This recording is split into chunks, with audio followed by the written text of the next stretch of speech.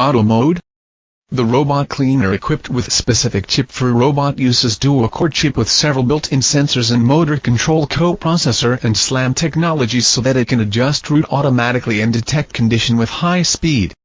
The robot cleaner finishes indoor accurate positioning and autonomous mapping function by an interstellar map detection planning mode to clean room more efficiently, quickly and intelligently. Spot mode. Press the spot cleaning button. It will clean the area within 1 Superskip 2 and clean by spiral mode. It will automatic operate in around 2-3 minutes. This robot vacuum cleaner uses the most advanced SLAM calculation. Mopping mode.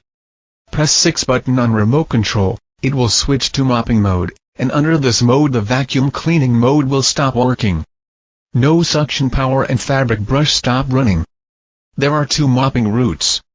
Specially designed edge sweeping brush, and vacuum suction to attack everything from small particles to large debris on your carpets and hard floors.